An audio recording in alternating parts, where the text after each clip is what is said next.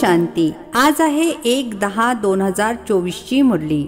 महावाक्य आहे, गोड मुलांनो, देही अभिमानी बनण्याची प्रॅक्टिस करा. या प्रॅक्टिसनेच तुम्ही पुण्य आत्मा बनू शकाल. पहिला प्रश्न आहे, कोणत्या एका नॉलेजमुळे तुम्ही मुले कायम हर्षित राहता? उत्तर आहे, तुम्हाला नॉलेज मिळाले आहे की हे नाटक अतिशय अप्रतिम बनलेले आहे. यामध्ये प्रत्येक ॲक्टरचा अविनाशी पार्ट नोंदलेला आहे. सर्वजण आपापला पार्ट बजावत आहेत. या कारणामुळे तुम्ही कायम हर्षित राहता. दुसरा प्रश्न आहे, कोणती एक हुनर अर्थात कला बाबांकडेच आहे, इतरांकडे नाही?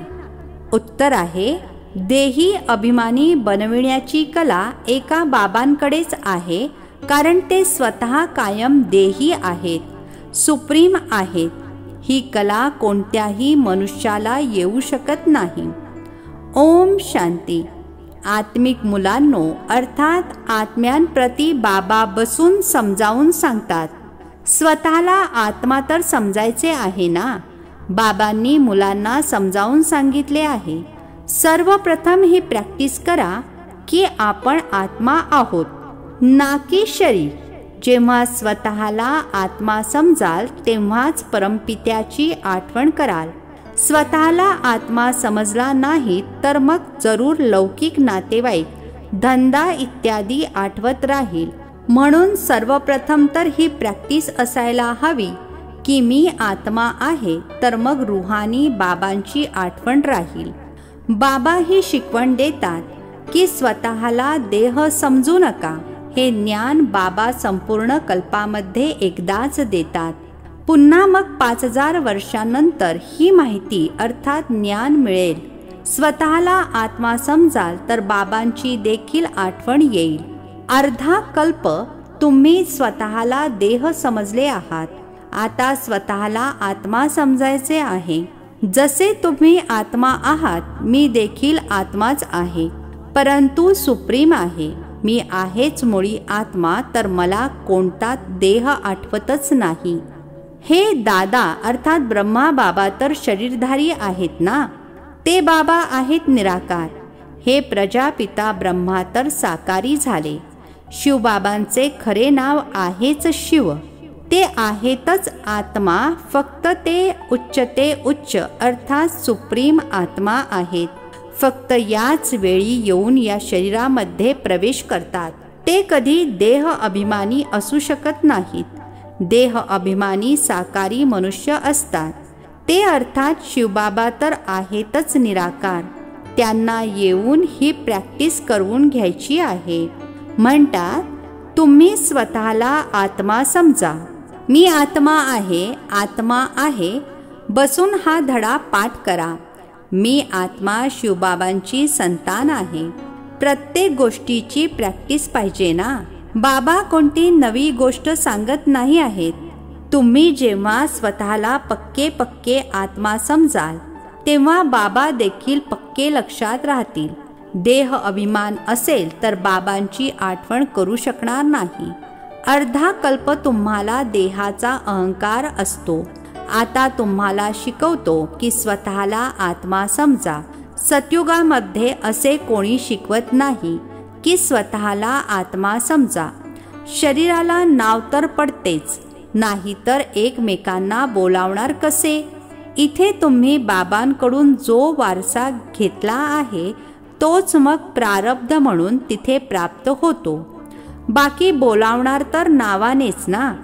श्रीकृष्ण हे देखील शरीराचे नाव आहे ना. नावाशिवाय तर कारभार इत्यादी चालू शकत नाही. असे नाही की तिथे हे सांगतील स्वतःला आत्मा समजा. तिथे तर आत्म अभिमानी असतातच. ही प्रॅक्टिस तुमच्याकडून आता करवून घेतली जाते, कारण डोक्यावर खूप पापे चढलेली आहेत. हळूहळू थोडे पाप चढता आता पूर्ण पापात्मा बनले आहात. अर्ध्या कल्पासाठी जे काही केले ते मग खलास देखील होईल ना. हळूहळू कमी होत जाते. सतयुगामध्ये तुम्ही सतोप्रधान असता, त्रेतामध्ये सतो बनता. वारसा आता मिळतो. स्वतःला आत्मा समजून बाबांची आठवण केल्यानेच वारसा मिळतो. ही देही अभिमानी बनण्याची शिकवण बाबा आता देतात. सतयुगामध्ये ही शिकवण मिळत नाही. आपल्या देहाच्या नावानुसारच चालतात. इथे तुम्हा प्रत्येकाला आठवणीच्या बळावर पाप आत्म्यापासून पुण्य आत्मा बनायचे आहे. सतयुगामध्ये या शिक्षणाची काही गरजच नाही. ना हे शिक्षण तुम्ही तिथे घेऊन जात, तिथे ना हे ज्ञान घेऊन जात, ना योग घेऊन जाता. तुम्हाला पतितापासून पावन आताच बनायचे आहे. मग हळूहळू कला कमी होत जातात. जसे चंद्राच्या कला कमी होत होत कोर उरते. तर यामध्ये गोंधळून जाऊ नका. जर काही समजले नाही तर विचारा. पहिले तर हा निश्चय पक्का करा की आपण आत्मा आहोत. तुमची आत्माच आता तमोप्रधान बनली आहे. आधी सतोप्रधान होती. मग दिवसेंदिवस कला कमी होत जाते. मी आत्मा आहे हे पक्के नसल्यानेच तुम्ही बाबांना विसरता. सर्वप्रथम मूळ गोष्टच ही आहे. आत्म अभिमानी बनल्याने बाबांची आठवण येईल आणि वारसा देखील आठवेल.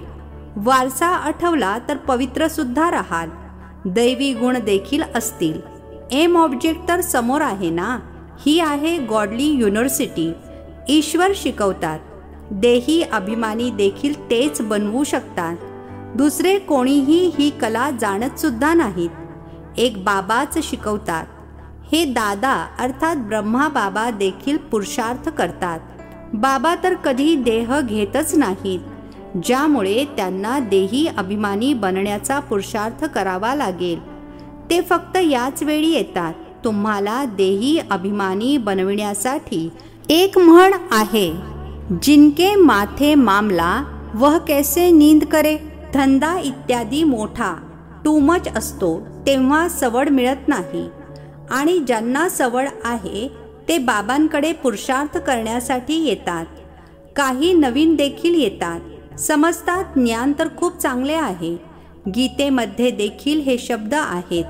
मज पित्याची आठवण करा तर तुमची विकर्मे विनाश होतील. तर बाबा हे समजावून सांगतात. बाबा कोणाला दोष देत नाहीत. हे तर जाणता तुम्हाला पावनपासून पतित बनायचेच आहे आणि मला येऊन पतितापासून पावन बनवायचेच आहे. हा पूर्व नियोजित ड्रामा आहे. यामध्ये कोणाच्याही निंदेची गोष्ट नाही.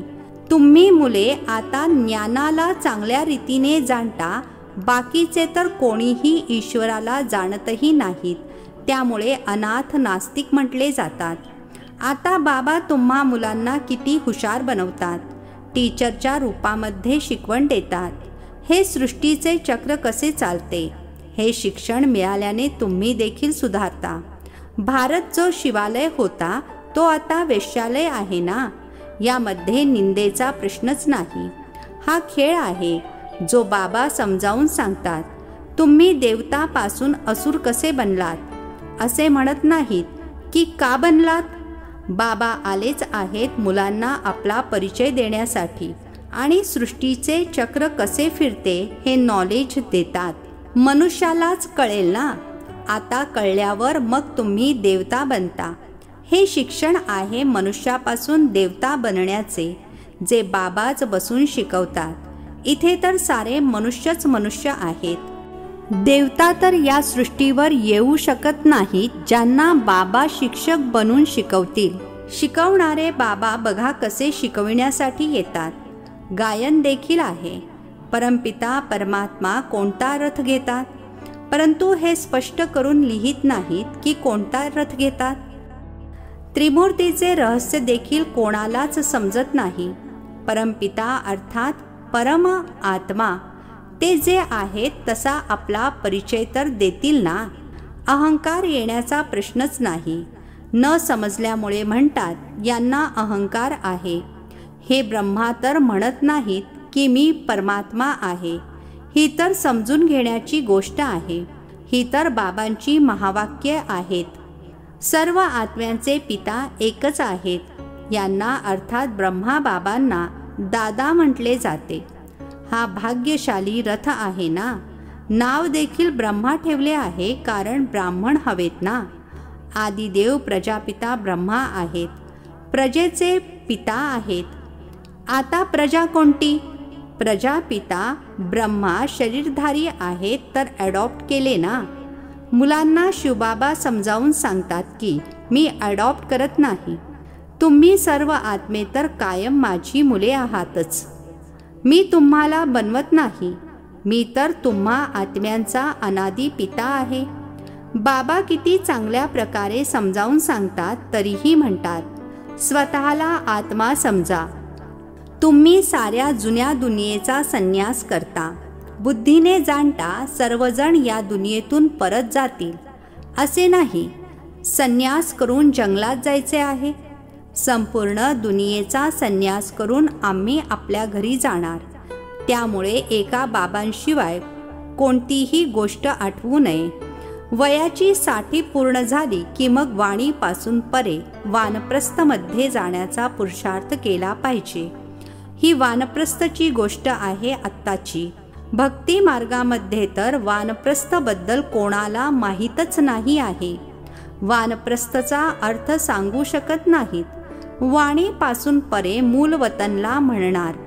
तिथे सर्व आत्मे निवास करतात, तर सर्वांची वानप्रस्थ अवस्था आहे. सर्वांना घरी जायचे आहे. शास्त्रांमध्ये दाखवतात आत्मा भ्रुकुटीच्या मध्यभागी चमकणारा तारा आहे. बरेच जण समजतात आत्मा अंगुष्ठाकार आहे. अंगुष्ठाकार समजूनच आठवण करतात. ताऱ्याची आठवण कशी करणार? पूजा कशी करणार? तर बाबा समजावून सांगतात. तुम्ही जेव्हा देह अभिमानामध्ये येता तेव्हा पुजारी बनता. भक्तीचा काळ सुरू होतो. त्याला भक्ती कल्ट अर्थात भक्ती पंथ म्हणतात. ज्ञान कल्ट अर्थात ज्ञान पंथ वेगळा आहे. ज्ञान आणि भक्ती एकत्र असू शकत नाहीत. दिवस आणि रात्र एकत्र होऊ शकत नाहीत. दिवस सुखाला म्हटले जाते आणि रात्र दुःखाला अर्थात भक्तीला म्हटले जाते. असे म्हणतात प्रजापिता ब्रह्माचा दिवस आणि रात्र, तर प्रजा आणि ब्रह्मा जरूर दोघेही एकत्र असतील ना. तुम्ही समजता आपण ब्राह्मणच अर्धा कल्प सुख भोगतो आणि मग अर्धा कल्प दुःख. ही बुद्धीने समजून घेण्याची गोष्ट आहे. हे देखील जाणता सगळेच काही बाबांची आठवण करू शकत नाहीत, तरीही बाबा स्वतः समजावून सांगत राहतात. स्वतःला आत्मा समजा आणि माझी आठवण करा, तर तुम्ही पावन बनाल. हा संदेश सर्वांना द्यायचा आहे. सेवा करायची आहे. जे सेवाच करत नाहीत तर त्यांना फूल म्हणता येणार नाही. माळी बगीच्यामध्ये येतील तर त्यांना जी सेवाभावी आहेत, अनेकांचे कल्याण करतात, अशी फुलेच समोर पाहिजेत. ज्यांना देह अभिमान आहे ते स्वतःच समजतील आम्ही फूल तर नाही आहोत. बाबांसमोर तर चांगली चांगली फुले बसली आहेत, तर बाबांची त्यांच्यावर नजर पडेल. डान्स देखील चांगला चालेल. डान्सिंग गर्लचे उदाहरण आहे. शाळेत देखील शिक्षक तर जाणतात ना, कोण 1 नंबरला, कोण 2 नंबरवर, 3 मध्ये आहे. बाबांचे देखील अटेन्शन सेवा करणाऱ्यांकडेच जाईल. हृदयावर देखील तेच चढतात. डिससर्व्हिस करणारे थोडेच हृदयावर चढतील. बाबा सर्वात पहिली मुख्य गोष्ट समजावून सांगतात. स्वतःला आत्मा निश्चय करा, तेव्हा बाबांची आठवण राहील. देह अभिमान असेल तर बाबांची आठवण राहणार नाही. लौकिक नातेवाईकांकडे, कामधंद्याकडे बुद्धी जाईल. देही अभिमानी झाल्याने पारलौकिक बाबांचीच आठवण येईल. बाबांची तर अतिशय प्रेमाने आठवण केली पाहिजे. स्वतःला आत्मा समजणे यामध्ये मेहनत आहे. एकांत पाहिजे. 7 दिवसांच्या भट्टीचा कोर्स खूप कडक आहे. कोणाचीही आठवण येऊ नये. कोणाला पत्रसुद्धा लिहू शकत नाही. ही भट्टी तुमची सुरू केली होती. इथे तर सर्वांनाच ठेवू शकत नाही, म्हणून म्हटले जाते घरी राहून प्रॅक्टिस करा. भक्त लोक देखील भक्तीसाठी वेगळी खोली बनवतात.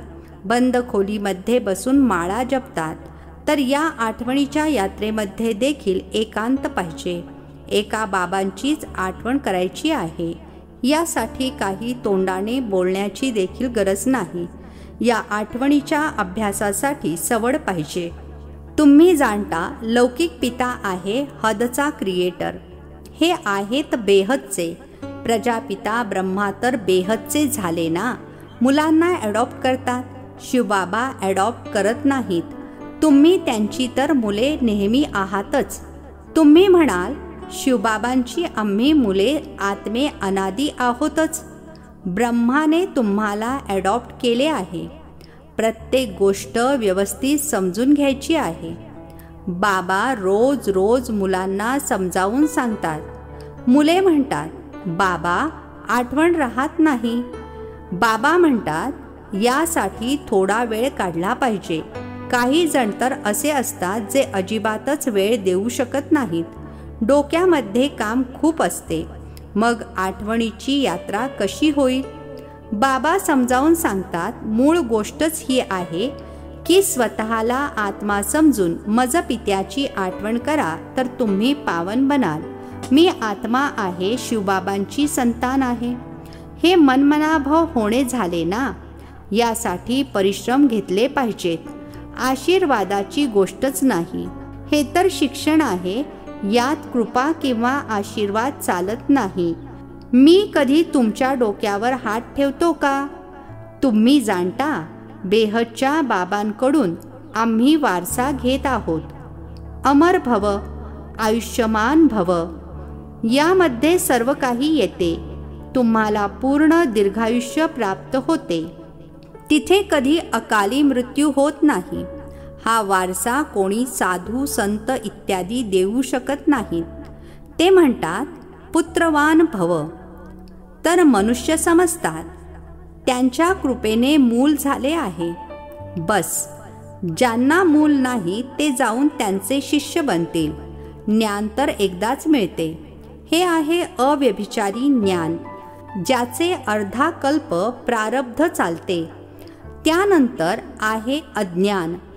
भक्तीला अज्ञान म्हटले जाते. प्रत्येक गोष्ट किती चांगल्या प्रकारे समजावून सांगितली जाते. अच्छा, गोड गोड खूप खूप वर्षांनंतर भेटलेल्या मुलांप्रती मात पिता बापदादांची प्रेमपूर्वक आठवण आणि सुप्रभात. आत्मिक पित्याचा आत्मिक मुलांना नमस्ते. आम्हा आत्मिक मुलांचा आत्मिक पित्याला नमस्ते. धारणेसाठी मुख्य सारांश. पहिला पॉइंट आहे, आता वानप्रस्थ अवस्था आहे म्हणून बुद्धीने सगळ्याचा संन्यास करून एका बाबांच्याच आठवणीमध्ये राहायचे आहे. एकांतामध्ये बसून अभ्यास करायचा आहे. मी आत्मा आहे, आत्मा आहे. दुसरा पॉइंट आहे, सेवाभावी फूल बनायचे आहे. देह अभिमानवश असे कोणते कर्म करायचे नाही ज्यामुळे डिससर्व्हिस अर्थात अनादर होईल. अनेकांच्या कल्याणाच्या निमित्त बनायचे आहे. आठवणीसाठी थोडा वेळ अवश्य काढायचा आहे. आजचे वरदान आहे, परमात्म ज्ञानाची नवीनता. पवित्रता धारण करणारे सर्व आकर्षणांपासून मुक्त भव. परमात्म ज्ञानाची नवीनता. पवित्रता धारण करणारे सर्व आकर्षणांपासून मुक्त भव. स्पष्टीकरण आहे, या परमात्म ज्ञानाचे नाविन्यच पवित्रता आहे. तुम्ही अभिमानाने म्हणता आग कापूस एकत्र राहून देखील आग लागू शकत नाही. विश्वाला तुम्हा सर्वांचे हे चॅलेंज आहे की पवित्रतेशिवाय योगी आणि ज्ञानी तू आत्मा बनू शकत नाही. तर पवित्रता अर्थात संपूर्ण लगावमुक्त अर्थात आकर्षणमुक्त. कोणत्याही व्यक्ती अथवा साधनांमध्ये देखील आकर्षण असू नये. अशा पवित्रतेद्वारेच प्रकृतीला पावन बनविण्याची सेवा करू शकाल. स्लोगन आहे, पवित्रता तुमच्या जीवनाचे मुख्य फाउंडेशन आहे. धरत परिये धरम ना छोडिये. पवित्रता तुमच्या जीवनाचे मुख्य फाउंडेशन आहे. धरत परिये धरम ना छोडिये. अच्छा, ओम शांती.